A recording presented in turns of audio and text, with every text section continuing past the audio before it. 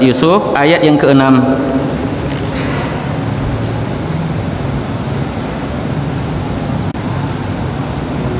Ya, wa kadzalika ijtabika.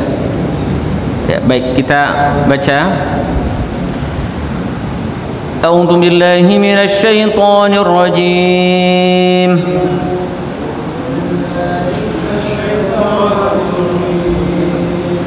Bismillahirrahmanirrahim.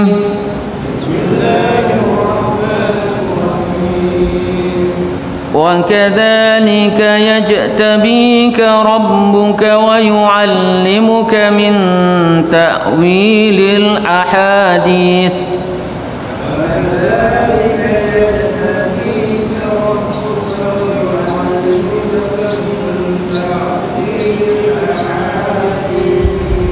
وَيُتِمُّ نِعْمَتَهُ عَلَيْكَ وَعَلَى آلِ يَعْقُوبَ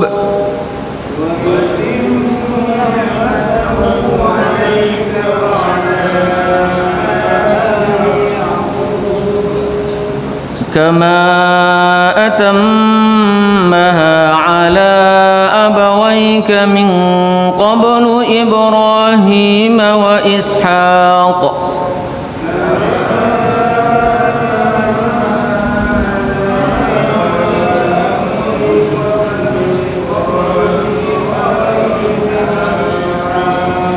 إن ربك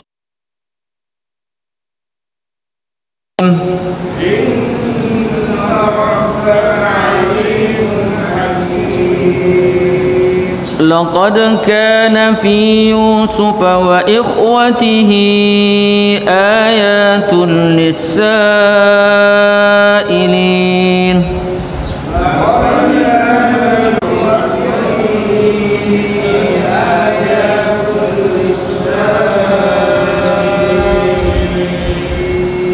إذ قالوا ليوسف وأخوه أحب إلى أبينا منا ونحن عصبة إذ قالوا ليوسف وأخوه أحب إلى أبينا منا ونحن عصبة إن أبانا لفي ضلال مبين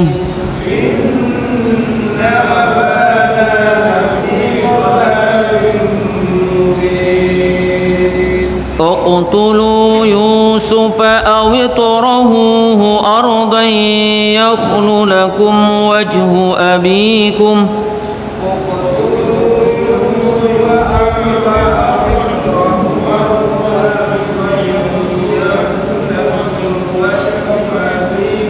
وتكونوا من بعده قوما صالحين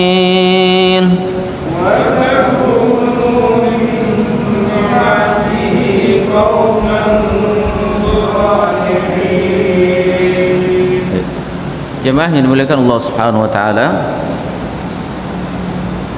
di ayat yang ke-6 Allah Subhanahu wa taala mengatakan wa kadzalika yajtabika rabbuk, dan demikianlah dan untuk itulah Tuhanmu memilihmu. Di kalangan ahli tafsir ayat ini memiliki dua makna. Ada makna umum, ada makna khusus. Makna umumnya adalah Tuhanmu telah memilihmu. Yajtabika insanan, Tuhanmu memilihmu sebagai manusia. Allah sudah memilih kita sebagai manusia. Alhamdulillah, ini nikmat. Allah enggak jadikan kita benda mati. Allah tidak jadikan kita binatang atau tumbuhan, tapi Allah jadikan kita sebagai manusia. Dan itu adalah pilihan Allah Subhanahu wa taala. Karena dulu kita enggak pernah mesan kepada orang tua kita pun juga enggak pernah mesan kepada Allah. Ya, kehadiran kita ini adalah pilihan Allah Subhanahu wa taala. Alladzi khalaqaka fasawwaka fa'adalak. Dialah Allah Subhanahu wa taala yang telah menciptakanmu, ya, fasawwaka, dan menyempurnakan ciptaannya. Alhamdulillah Allah sempurnakan ciptaan kita, ya, fi ahsani taqwim, dalam bentuk yang indah, yang sempurna. Ya, alhamdulillah kita semuanya ganteng Pak ya, ganteng Pak ya, insyaallah wajah kita ini bagus ya, dibandingkan dengan makhluk Allah yang lain. Makhluk, ya, binatang, coba kita perhatikan, wajahnya nggak enak dipandang, tapi kita masya Allah enak dipandang. Itu adalah, ya, nikmat dan pilihan dari Allah Subhanahu wa Ta'ala. Maka kita dapat wajah ganteng ini Allah yang ngasih, Allah yang ngasih. Walaupun terkadang ada juga yang tidak bagus wajahnya, ya, sebagaimana dulu di zaman Nabi SAW ada yang protes, ya, ada yang protes kepada Nabi SAW, ya, dia kulitnya putih, terus kemudian istrinya juga putih, tiba-tiba anaknya lahir kulitnya hitam, ya kan, bertanyalah ini, ya, dari mana ini anak hitam ini? Kita putih, saya putih, kamu putih, kok bisa jadi hitam gitu, ya, karena nggak puas, akhirnya datang kepada Nabi SAW, ya, kemudian Nabi katakan, kamu punya unta nggak? Punya. Untamu banyak? Banyak. Gimana warnanya? Warnanya kecoklatan ya. Ada yang lain selain warna coklat? Ada ya. Kok bisa? Mungkin nenek moyangnya ada seperti itu. Begitu juga anak kamu. Begitu juga anak kamu. Luar biasa Nabi ya, ngasih apa? Jawabannya ya. Nggak langsung iya atau kena menjelaskan sebabnya, tapi kasih gambaran gitu. Ya, ternyata ya ada apa namanya istilahnya keturunan. Ya, ada keturunan, mungkin ada yang sebelumnya putih atau sebelumnya hitam jadi hitam dan seterusnya. Ya. Dan alhamdulillah Allah Subhanahu wa Ta'ala memilih kita lahir dalam keadaan Islam. Dalam keadaan Islam. Karena tidak semua orang, tidak semua manusia diberikan pilihan hidup dalam keadaan Islam, lahir dalam keadaan Islam. Alhamdulillah kita lahir dalam keadaan Islam, kemudian tinggal di keluarga Islam. Ini adalah nikmat yang luar biasa. Ini makna umum. Makna khususnya, wa kadzalika yajtabika rabbuk, dan untuk itulah Tuhanmu memilihmu ya Yusuf. Dia Allah mengingatkan kepada Nabi Yusuf, Allah memilihmu. Maka sebagian ulama mengatakan ayat ini merupakan dalil, ya, kenabian Nabi Yusuf. Ini adalah dalil kenabian Nabi Yusuf. Dari mana Nabi Yusuf itu sebagai dalil? Sebagai nabi, ini dalilnya. Wa kadzalika yajtabika rabbuk. Dan untuk itulah Tuhanmu memilihmu sebagai nabi. Wa yu'allimuka min ta'wilil ahadits. Karena Yusuf diangkat menjadi nabi, maka Allah Subhanahu wa Ta'ala membekalinya dengan kemampuan ta'wilil ahadits, kemampuan menafsirkan mimpi. Wah, ini canggih nih Pak, ya, kemampuan dalam menafsirkan mimpi. Ini bukan kemampuan yang biasa dimiliki oleh banyak orang. Tidak semua orang bisa memiliki kemampuan ini Pak, bisa menafsirkan mimpi. Dan tentunya ada hikmah Allah Subhanahu wa Ta'ala kenapa Allah memberikan kemampuan kepada Nabi Yusuf menafsirkan mimpi. Ternyata nanti ada kisah berikutnya, ya. Allah sebenarnya sudah mempersiapkan Nabi Yusuf ini menjadi seorang bangsawan, ya, dimana nanti di tengah kisahnya itu seorang raja bermimpi kan, mimpi, ya, melihat ada apa namanya 7 ekor sapi yang kurus makan 7 sapi yang gemuk gitu kan. Akhirnya tanya, ya, kemudian ada yang mengkabarkan yang bisa nakwilkan itu siapa? Yusuf. Akhirnya diberikan apa?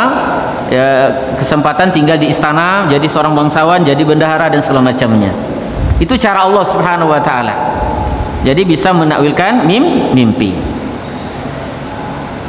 Dan ini bisa saja diberikan kepada selain Nabi, bisa saja diberikan kepada, ya, sahabat tabi'in. Ada orang-orang yang memang diberikan kemampuan untuk itu, ya, selain Nabi Yusuf, Nabi Yakub, Nabi Muhammad juga pernah, ya, menakwilkan mimpi.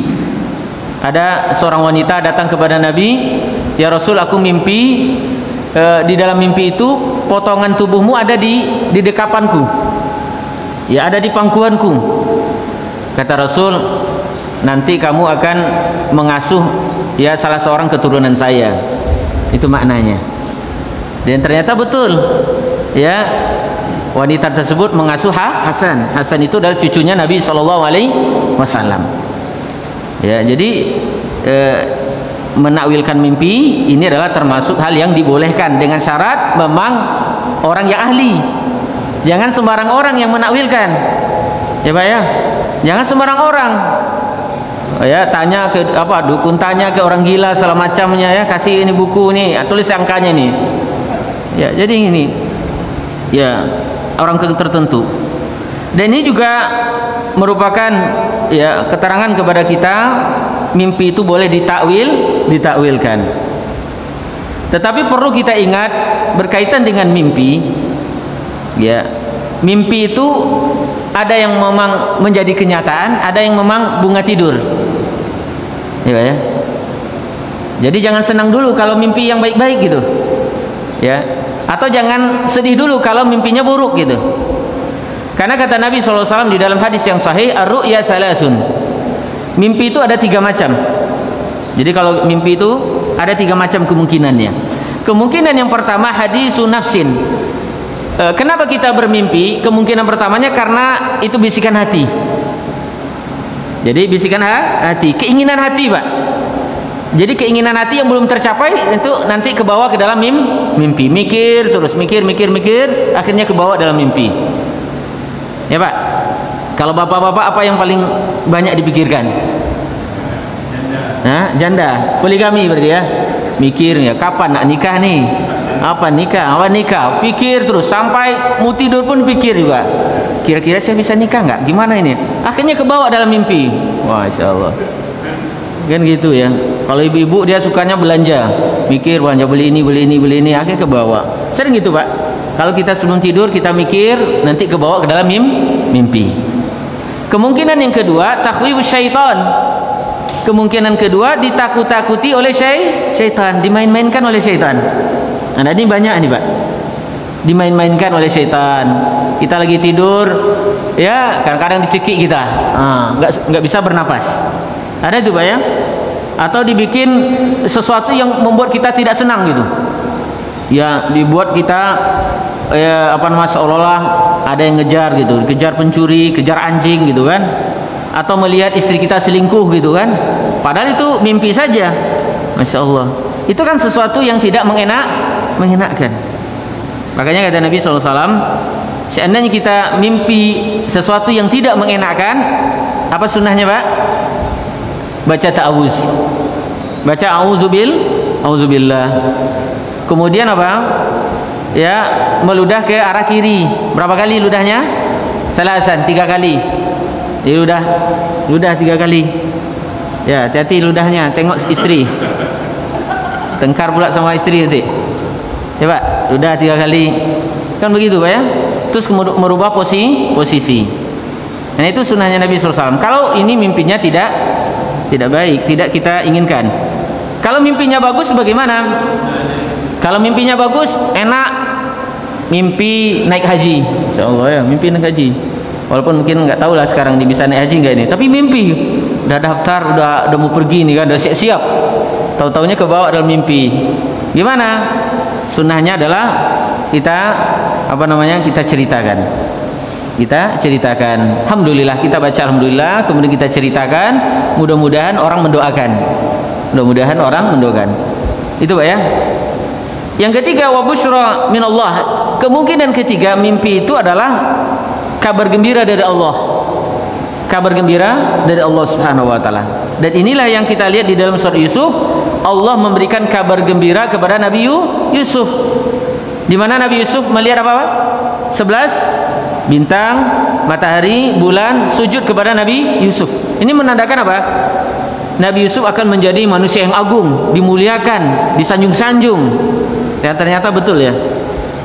Jadi kalau mimpinya para nabi dan para rasul itu mimpinya benar. Mimpinya orang saleh insya Allah benar. Orang saleh ya. Cuman persoalannya kita sudah saleh belum enggak ini? Nah ini kan. Hampir tiap hari kita mimpi Pak ya. Tadi malam mimpi apa Pak? Enak kah? Apa enggak enak? Insya Allah. Baik Pak ya. Jadi gitu. Wa yu'allimuka min ta'wilil ahadits. wa yutimmu ni'matahu 'alaika wa 'ala ali Yaqub. Dan dialah Allah Subhanahu wa taala menyempurnakan nikmatnya untukmu. Masyaallah. Menjadi seorang nabi itu nikmat. Ya. Itu nikmat, Pak. Jabatan tertinggilah untuk manusia ya. Yang paling tinggi itulah nabi rasul, itu jabatan tinggi itu. Ya, itu nikmat.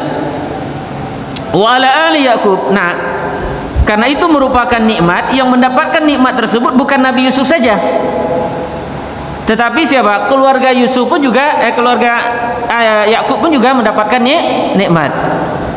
Keturunan Yakub pun juga mendapatkan nikmat. Saudara-saudara Yusuf pun juga mendapatkan nikmat.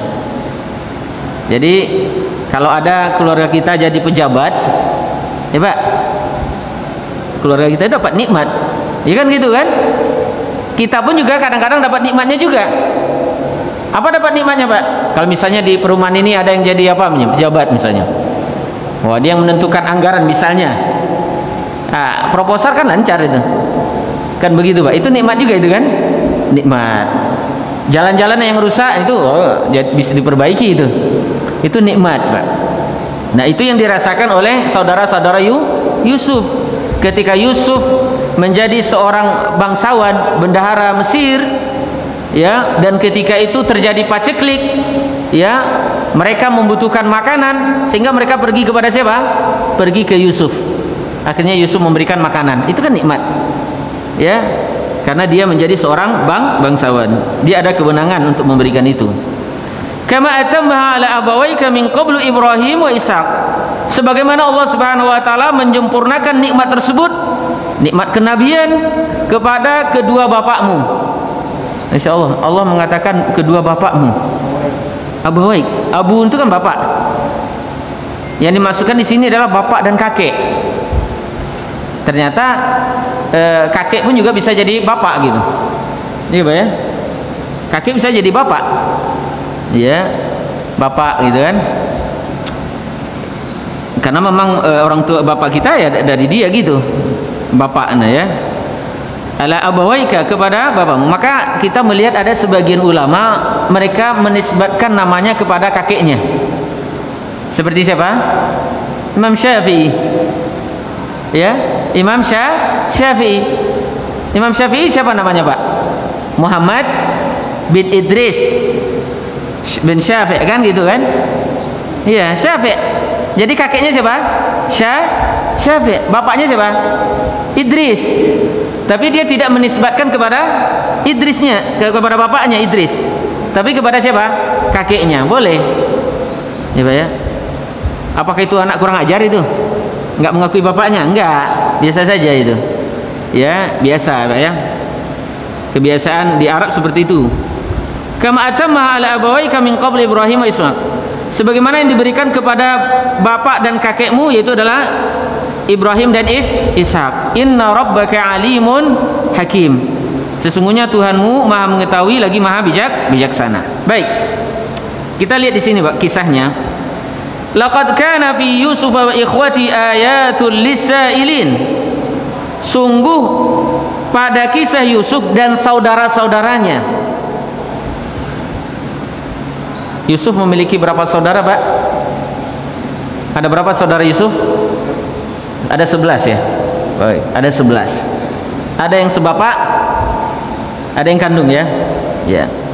Yang sebapak siapa? Yang sebapak? Yang 10 orang. Yang 10 orang itu sebapak. Ya, ini Benyamin seibu. Ya. Jadi Nabi Yakub, bapaknya Nabi Yusuf ini, Nabi Yakub kan bapaknya Yusuf. Dia memiliki berapa orang istri? 4 orang. Iya, Pak ya. Jadi poligami sudah ada, Pak, sejak zaman dahulu, Pak. Bukan zaman sekarang aja. Sejak dulu ada poligami. Ya, Masya Allah ya. Ini sunnah dahulu ini ya. Sunnah Nabi dan sudah orang-orang sebelum kita. Ya, Yakub menikah dengan siapa namanya? Ada istrinya Leah, kemudian Rahel, Bilha, Zilfa. Ada 4, Pak. Siapa tadi? Leah, Rahel, Bilha, Zilfa. Ada 4. Nah, Sakinah mawaddah warahmah. Ada sakinah di sini, mawaddahnya mana nggak tahu. Gitu ya.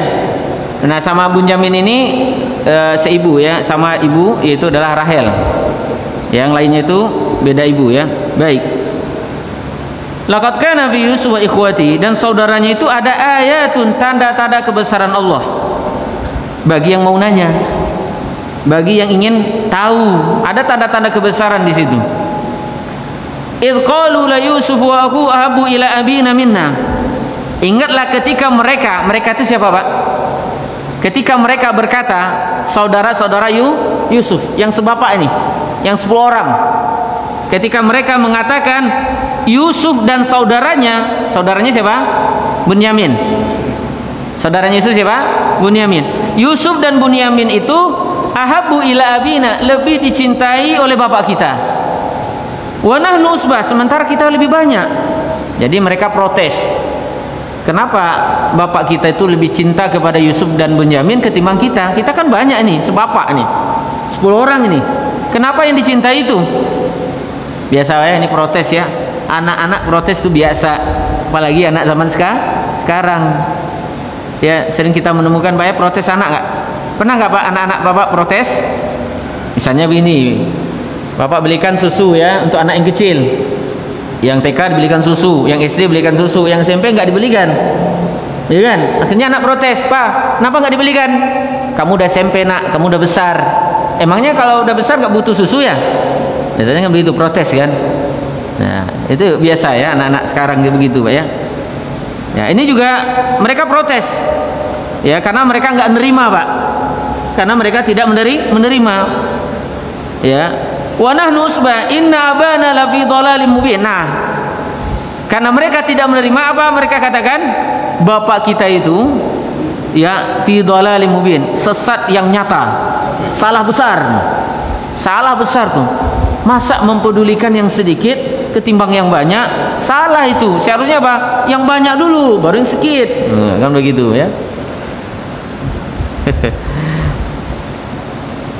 Berarti di sini kasih sayang itu tidak melihat banyak dan sedikit ya, melihat kepada ketaatan, melihat kepada ketaatan. Karena Yusuf dan Bunyamin dia taat, manut, ya maka disayangi, dicintai. Ya.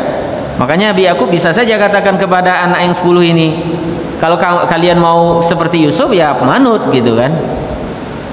Kemudian uqtulu Yusufa awitrahu arda yakhlu lakum wajhu abikum. Nah ini Pak, karena kecemburuannya yang sudah melampaui batas ya Pak, sehingga apa yang dilakukan? Berusaha memberikan mudarat, memikirkan kira-kira kita apa ini si Yusuf ini ya Pak ya. Biasa Pak, orang kalau udah hasad ya Pak ya, sampai pada hasad ya. Kalau cemburu ini awalnya nih kan, cemburu kemudian nanti hasad, itu mereka berusaha menghilangkan nikmat. Mungkin nih banyak terjadi di kantor mungkin Pak ya. Di kantor ada orang nggak senang nih kan, nggak senang, wah hasad dia, sehingga dia berusaha, Pak gini, kalau bisa janganlah dia, pokoknya berusaha. Itu hasad Pak.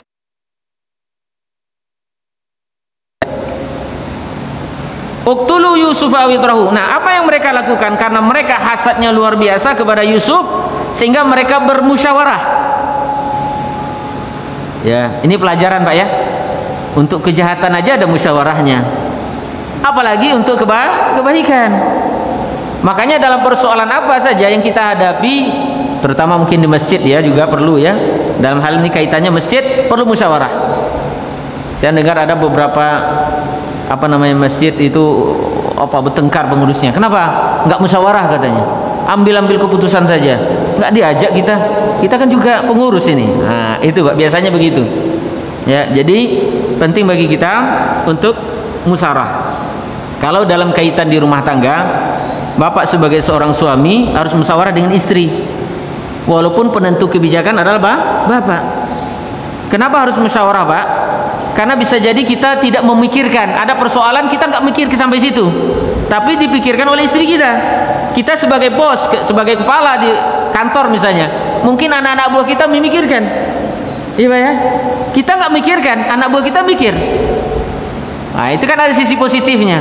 Bukan gitu Pak, menurut hemat kami begini. Oh iya ya, Bapak nggak mikir sampai situ. Makanya penting di sini kita apa? Musyawarah Pak. Karena akal kita ini kan terbatas ya. Tapi kalau ngumpul bareng-bareng, maka bahkan banyak ide gitu, banyak keluar ide ini menurut ini gitu kan, gitu ya. Jadi harus ada musyawarah. Ya, apalagi mau bini juga Pak ya. Musyawarah dulu kasih tahu ini. Ma, ini kira-kira boleh nggak nih ya? Ya, tapi kata yang berpengalaman kalau musyawarah nggak jadi katanya. Ya, kalau musyawarah nggak jadi ya. Tergantung juga sih. Karena juga kadang-kadang kalau misalnya nggak musyawarah, akhirnya fatal juga. Ya ujung-ujungnya nanti perpisahan kan. Ya sudahlah, ternyata abang sudah nikah lagi. Ya sudah, ceraikan saya. Begitu kan. Ya kita mengantisipasi itu Pak ya. Jadi musyawarah. Apa saja urusan musyawarah. Dan istri pun juga senang kalau diajak ya bermusyawarah. Baik, uqtulu Yusuf. Nah, di dalam musyawarah mereka ada dua opsi. Ada dua opsi Pak. Opsi yang pertama, bunuh Yusuf. Opsi yang kedua, awitrahu, lempar. Jangan dibunuh tapi dibuang. Buang kayak di mana kayak, yang penting bapak kita fokus sama kita. Kalau si Yusuf sama saudaranya masih di sini, udahlah, kita nggak akan disayangin itu. Jadi gimana? Ya udah, opsinya ada dua. Nah, wa takunu min ba'di qauman shalihin. Nah, nanti setelah kita melakukan kejahatan ini, ya mereka nyadar Pak ya. Ternyata ada orang melakukan kejahatan sadar dengan kejahatannya, ada. Tak ada juga orang melakukan kejahatan dia nggak tahu itu kejahatan, bisa jadi. Nah, ini mereka ini sadar mereka melakukan kejahatan dan mereka berjanji wa takunu min ba'di qauman shalihin, dan mereka berjanji nanti menjadi orang saleh, bertobat. Ya udah nggak apa-apa, kita lakukan aja dulu, apa kita bunuh atau kita buang, nanti kita bertobat, selesai. Ya Pak ya, boleh nggak semacam ini Pak? Nggak boleh, karena ulama mengatakan tabiyitu taubah qabla dzambi la tuqbal. Ya, berniat bertaubat sebelum melakukan kejahatan itu nggak diterima. Berniat dia kan, udahlah nanti nggak apa-apa, korupsi aja dulu, ambil aja dulu, nanti taubat. Kan gitu. Udahlah, selingkuh aja dulu, nanti taubat, gampang. Apalagi di Islam kan taubatnya mudah ya. Dalam Islam taubat gimana Pak? Istighfar kan? Astagfirullah. Selesai. Astagfirullah, ya Allah, minta ampun gue ya. Kan begitu kan? Nggak ulang lagi. Selesai. Tapi kalau sudah diniatkan dari awal, nggak boleh, nggak diterima. Ya Pak ya. Jadi nggak boleh ada niat. Yang diterima itu macam mana? Dia nggak ada niat untuk bertobat, tapi setelah dia melakukan dosa baru dia, tobat dia, sadar dia. Nah itu. Baik, kalau ini kan sudah disiasatin, sudah disiapkan. Qala qailum minhum la taqtulu Yusufa wa alquhu bi ghayabatil jub yaltaqitu ba'du sayyarati in kuntum fa'ilin. Masya Allah. Salah seorang dari antara mereka, yaitu yang bernama Rubel, anak yang paling besar, ya, anak yang paling besar ini agak bijak sedikit. Ya, biasa anak paling besar ini bijak, tapi tidak menutup kemungkinan yang kecil juga lebih bijak gitu. Apa kata Rubel? Ya, la taqtulu Yusuf, jangan bunuh Yusuf. Bayangin ya, mereka ini jahat, tapi sejahat orang ada juga yang bagus gitu. Ya Pak ya? Ya. Jadi ternyata kejahatan ini bertingkat-tingkat. Hati manusia ini bertingkat-tingkat. Ada yang betul-betul memang tidak ada sama sekali rasa sayang. Ya, memang tidak ada rasa sama sayang sekali. Tapi ada juga dia ingin jahat tapi masih ada rasa sayang di hatinya, masih ada sedikit. Nah, dia mengatakan jangan bunuh Yusuf. Nggak usah dibunuh Yusuf, kasihan Yusuf. Kan itu saudara kita. Nggak usah dibunuh. Wa alquhu, lebih baik dimasukkan saja ke dalam sumur, buang saja ke dalam sumur. Yaltaqitu ba'du sayyara, nanti akan diambil oleh musafir. Sayyara di sini bukan mobil ya, walaupun secara bahasa Arab sayyara artinya mobil, tapi dia berjalan. Jadi lempar saja ke dalam sumur, nanti datang musafir, dia butuh air, ambil. Berarti di zaman dulu sumur ada di padang pasir. Ya, di apa namanya, di perjalanan itu ada sumur. Ya. Fi yaltaqitu ba'du sayyara, nanti akan diambil in kuntum fa'ilin. Diambil nanti dijual. Dijual kan masih hidup. Dijual nanti kan masih hidup. Nah, inilah apa namanya, solusi yang ditawarkan oleh Rubel. Dan itu disepakati oleh saudara-saudaranya yang lain. Ya, in kuntum fa'ilin, apabila kalian ingin melaksanakan. Kalau ingin laksanakan, ini saja opsinya. Kira-kira lagi bayang. Satu ayat lagi kita ini kan. Qalu ya abana ma laka la ta'manna ala Yusuf wa inna lahu lanasihun. Karena mereka sudah sepakat tadi, opsinya apa, Pak? Buang ke sumur. Mereka datangin siapa? Bapaknya. Kenapa mereka mendatangi bapaknya, Pak? Negosiasi. Karena menurut anggapan mereka nggak mungkin nih Yakub ini memberikan izin, nggak mungkin. Ya, karena memang Yusuf ini adalah anak yang memang apa, dijaga betul oleh bapaknya. Manja lah, kalau mungkin dalam bahasa kitanya manja, dijaga betul. Kalau mau keluar harus tahu bapaknya. Ya abana malaka la ta'manna ala Yusuf. Ya. Kemudian mereka mengatakan kepada bapak mereka, wahai ayahanda, ya coba berikan kami izin. Jadi mereka minta izin nih. Wa inna lahu lanasihun. Insyaallah kami akan menjadi orang yang baik. Kami ini orang baik, orang yang memberikan nasihat. Kami tidak akan mencelakakan Yusuf. Biasa berbagai macam cara dilakukan. Yang penting jadi deh. Yang penting jadi. Gimana Nabi Yakub memberikan izin, meskipun mereka ini bohong. Jadi kadang-kadang ada orang nipu, Pak. Ingin mendapatkan sesuatu, nipu. Ya. Sebenarnya di hati mereka bukan baik, tetapi ingin mencelakakan. Dan inilah yang dilakukan oleh iblis. Iblis dulu di mana, Pak? Sebelum dikeluarkan di sorga. Dulu iblis di sorga, tapi karena dia tidak mau sujud, sehingga dia apa? Dikeluarkan. Jadi yang tetap siapa di sorga? Nabi Adam. Nabi Adam dalam kenikmatan. Iblis nggak senang Nabi Adam dalam kenikmatan. Masa si Adam dapatkan nikmat, aku enggak? Akhirnya apa? Dia mencoba untuk menghilangkan nikmat tersebut. Apa yang dia lakukan, Pak? Dia datangi Nabi Adam. Dan dia sudah mendapatkan informasi kalau Nabi Adam itu dilarang mendekati pohon khuldi, syajaratul khuld. Syajaratul khuld itu artinya apa? Pohon kekekalan. Khuld itu artinya kekal kan? Jadi datangi Nabi Yusuf, Nabi Adam, ya, saya ingin memberikan masukan kepadamu. Saya sayang sama kamu. Dia bilang apa, Pak? Sayang. Padahal dia nggak sayang gitu. Ya, sebaiknya kamu makan aja itu pohon khuldi. Kamu dekati saja. Kenapa? Karena Allah tidak ingin kamu kekal di dalam surga. Ya, Allah tidak ingin kalau kamu makan nanti kamu kekal. Allah nggak ingin. Kalau saya ingin kamu kekal. Ya, nggak keluar. Padahal di hatinya apa, Pak?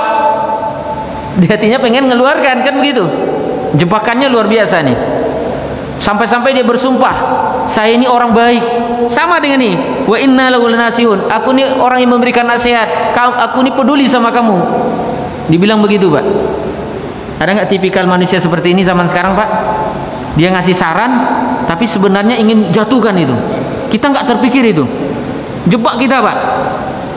Apalagi zaman sekarang, zaman apa nih? Persaingan ketat nih, Pak ya. Ya, antam sana, antam sini ya. Ngasih masukan, ya, tapi sebenarnya ada jebakan dan itu tidak terpikirkan kecuali orang-orang yang betul jenius. Nih iblis ini jenius ini ya. Iblis jenius nggak, Pak? Jenius dia. Ya, pintar dia. Hanya saja kepintarannya itu digunakan untuk kejahatan. Akhirnya apa? Mikir Adam kan, oh iya juga ini ya. Allah nggak suka ya aku ini kekal nih. Aku makan aja lah. Dia makan. Akhirnya apa? Dikeluarkan. Luar biasa nih, Pak ya. Jadi ini apa namanya, jebakan dari iblis. Nah, ini yang dilakukan oleh saudara-saudara Yusuf. Ya, mereka berpura-pura menjadi dia jahat tapi kayak baik gitu. Nih Pak, mana yang lebih bagus Pak? Jahat kayak baik atau baik kayak jahat? Gimana Pak? Dua-duanya enggak? Jahat, dia jahat tapi kayak orang baik. Hah? Dia orang baik tapi kok kayaknya jahat. Dia sebenarnya baik Pak, tapi bentuknya jahat. Mana yang bagus Pak? Ya, dia kayaknya seram orangnya nih, ternyata hatinya lembut gitu, baik ternyata dia gitu Pak.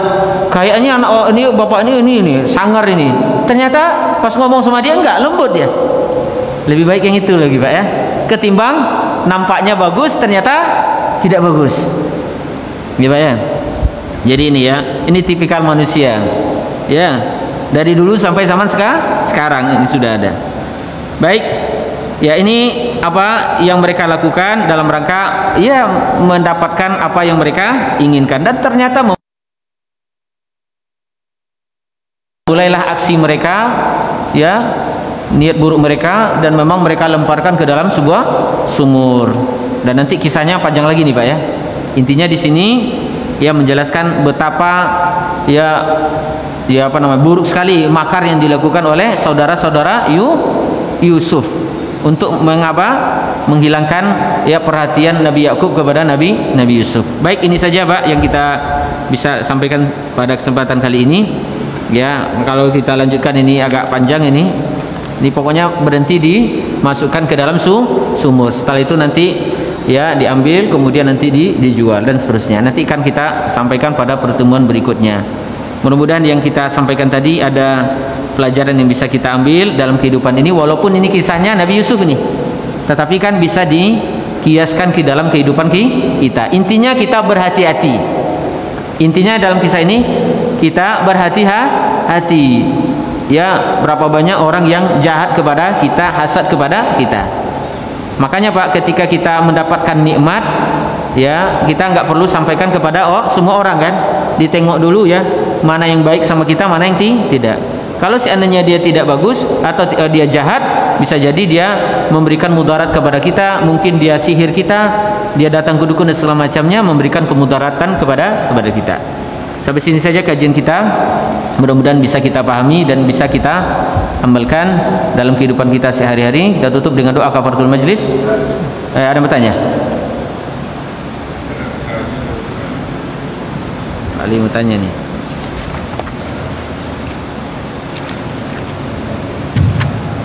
Assalamualaikum warahmatullahi wabarakatuh. Waalaikumsalam warahmatullahi wabarakatuh.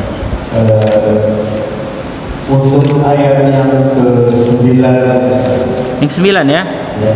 Oke. Itu kan perintah bunuhlah kamu. Bunuh Yusuf. Ya, bunuhlah Yusuf. Ya. Cuma di sini tidak dijelaskan siapa yang perintahkan. Siapa? Nah, ini kan menjelaskan si Google itu ayat berikutnya. Jangan bunuh dan berikan saja. Nah, setelah ayat ke-9 itu langsung ada perintah bunuhlah Yusuf. Ya.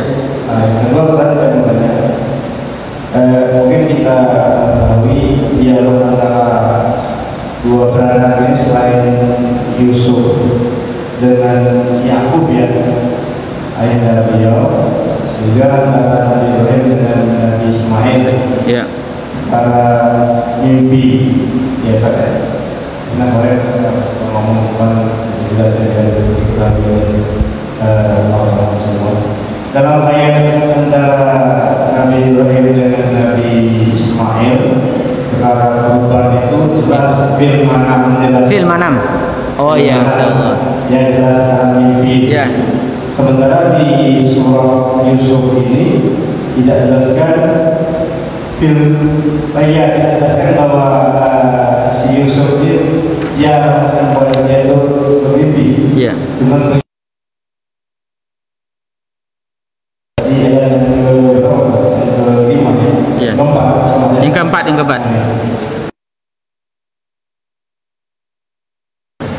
Baik. Tidak boleh mengatakan mengapa dengan firman Allah.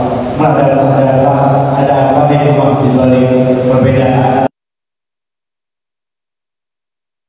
Apple Binona jelas mimpi ya. Tidur kan. Nah, sebenarnya ya keempat Yusuf itu tidak jelaskan tentang bahwa di ayat tersebut. Baik, waalaikumsalam warahmatullahi wabarakatuh. Kitab Uqtulu Yusuf. Ya. Ini ada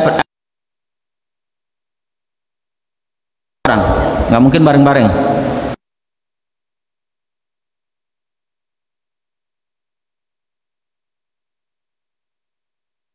Tidak dijelaskan di dalam tafsir siapa orangnya.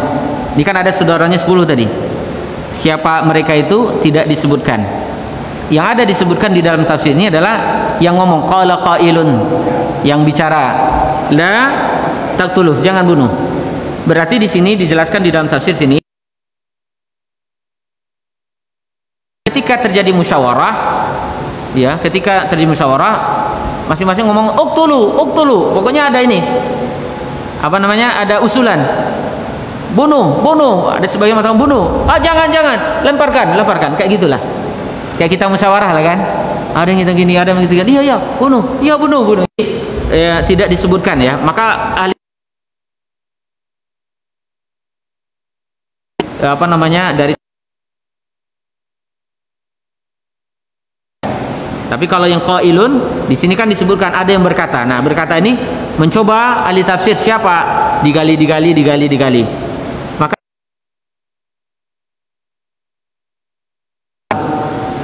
ya ini kan kisah-kisah ini tentang orang Yahudi ini dari perjanjian lama. Nama-nama tadi nggak ada. Ya, di dalam hadis nggak ada. Ada Lea, ada Rahel, itu nggak ada keterangan itu. Didapatkan dari perjanjian lama. Seperti itu ya. Mungkin kita tengok dulu di perjanjian lamanya siapa gitu. Wallahu a'lam ini ya. Karena di dalam tafsir tidak disebutkan. Saya udah buka beberapa tafsir, itu tidak ada keterangan tentang siapa yang memerintahkan itu. Kalau saya memahami mungkin ada semacam usulan-usulan yang bermunculan, bunuh. Tapi karena banyak jadi sehingga tidak perlu disebutkan siapanya. Baik, itu untuk yang pertama. Yang kedua, ya, di dalam ayat ini memang tidak disebutkan fil manamnya. Beda dengan kisah Nabi Ibrahim, inni ra'aitu fil manam. Nah, kan aku melihat fil manam, di tidur. Nah, ini mungkin ya, ahli tafsir melihat kepada indikasi-indikasi. Ya, karena pertama Yakub ya tentu bersama anaknya Yusuf. Kalau seandainya ini dipahami adalah bukan tidur, tentu Nabi Yakub juga menyaksikan. Kan gitu ya. Nabi Yakub menyaksikan ada 11 bintang sujud. Kemudian apa? Matahari sujud. Kan ini kan sesuatu yang nampak. Sesuatu yang nampak. Siapapun bisa. Ya, kita tengok matahari, kok sujud gitu kan? Kok berubah gitu kan? Kita tahu. Terjadi saja gerhana kita tahu kan? Udah gelap saja nih. Iya kan? Jadi ini kelihatan gitu. Nah, makanya para ulama melihat ke situ. Ya, ini bukan nyata, karena memang kalau seandainya nyata tentu ya tidak perlu ditakwilkan. Ini persoalannya kan. Kalau seandainya ini nyata, kapan ditakwilkan itu? Kalau tidak nampak. Misalnya kalau misalnya dilihat memang sujud gitu ya, memang dipahami itu sujud benaran, ya.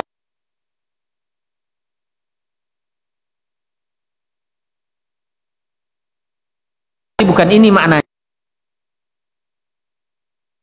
Jadi dalam apa namanya, takwil itu adalah memindahkan dari makna yang sebenarnya kepada makna yang lain. Itu takwil. Ya, makna rajihnya, makna zahirnya ini nampak secara mata. Mereka mengang sujud, matahari sujud, gitu kan? Tetapi tak nampak secara mata. Tak nampak, berarti bukan ini yang dimaksud. Yang dimaksud adalah masih tidur. Ya, memang maka di sini ya perlu kita lihat kepada tafsir. Ya, karena ulama mencoba, oh ini bukan ini apa namanya, bukan lihat secara kasat mata, tetapi ini adalah dalam tidur. Kenapa? Karena Nabi Yakub menakwilkan. Kalau seandainya nampak kan nggak perlu takwil. Itu ya, itu maknanya. Jadi kajiannya ke situ. Baik, ada lagi Pak? Cukup, udah matahari udah terbit nih. Oh, Bapak mau tanya nih. Oke, siap Pak. Nah. Nggak dengar Pak?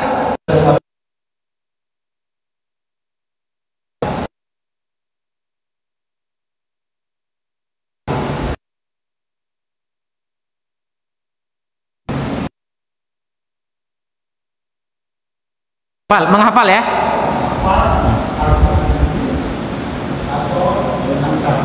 Iya. Baik. Ya, sama-sama. Disejalankan. Kita baca, nanti juga kita hafalkan. Kemudian kita tadaburi. Iya Pak ya? Idealnya begitu, disejalankan. Bisa sejalankan, maka disesuaikan dengan kemampuan. Baca, berarti baca. Bisa ngapal? Hafal bisa. Jadi baca, kemudian kita hafal. Tadaburi, bisa sendiri tadaburi? Nggak bisa. Ya Pak ya? Oh, berarti harus nunggu dulu. Berarti harus ada guru. Nah Pak ya, jadi kalau gurunya ada, berarti bareng tadaburi. Karena kalau tadaburi sendiri, khawatirnya salah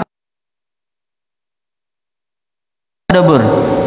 Karena untuk menghayati ini, maknai apa maknanya ini kan butuh penjelasan ini Pak.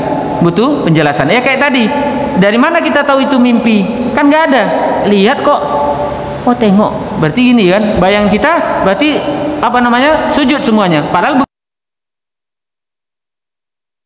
kira tergantung kemampuan kita Pak. Bapak mampunya apa sekarang? Baca sudah bisa? Alhamdulillah. Ngafal? Bisa kan? Aduh Pak Ustadz, ngafal ya.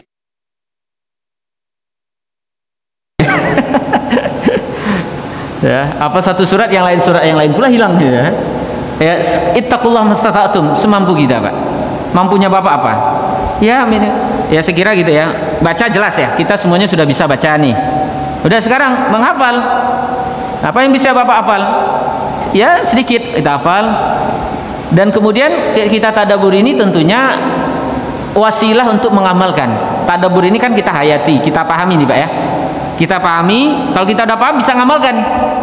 Itu maksudnya Pak. Ya, jadi kalau kita baca, terus kemudian kita hafal, nggak paham, bisa ngamalin nggak Pak? Ayat yang kita baca ini kita nggak tahu apa ini, ya kan? Udah kita hafalin apa ini nggak tahu kan? Maka sarananya adalah mentadaburi. Biar apa? Biar lebih banyak lagi mengamalkan Quran. Itu maksudnya Pak ya. Nah sekarang kan sudah ada sarananya, ada kajian tafsir misalnya kan, nanti kan ada kajian tafsir. Nah itu sarana kita. Saya harus naik level nih. Jangan baca ngapal. Udah, saya udah bisa itu. Naik lagi. Ibaratnya ketika kita belajar Iqra Pak, ada Iqra 1 kan? Kan nggak mungkin situ-situ terus kan? Naik. Iqra 2 sampai Iqra berapa Pak? 6 ya, masih 6 ya? Masih 6 ya. Nah, itu ya. Sampai gitu. Jadi harus naik tingkat Pak. Ya jelas ya. Yang jelas orang yang membaca, menghafal, mentadaburi pahalanya banyak. Pahala bacanya, pahala hafalnya, pahala tadaburnya. Bahkan diamalkan lebih banyak pahala lagi. Nah gitu Pak ya. Jadi idealnya kita sejalankan. Bisa nggak sejalankan? Kalau yang muda-muda tentu bisa. Ya. Kalau bagi ustaz-ustaz mungkin dia bisa baca, dia hafal, kemudian dia tadaburi. Ya, kemudian diamalkan. Kalau kita tidak paham, tidak bisa mentadaburinya, maka kita mencoba bertanya. Kira-kira maksudnya apa nih? Saya nggak ngerti nih. Boleh. Paham Pak ya? Bisa dipahami Pak? Oke, baik. Barangkali sampai situ saja. Ini sudah terbit ya mataharinya dan ini sudah syuruk. Ya, mudah-mudahan kita bisa ambil keutamaan dari ibadah ini. Subhanakallahumma bihamdika asyhadu an la ilaha illa anta astaghfiruka wa atubu ilaik. Wassalamualaikum warahmatullahi wabarakatuh.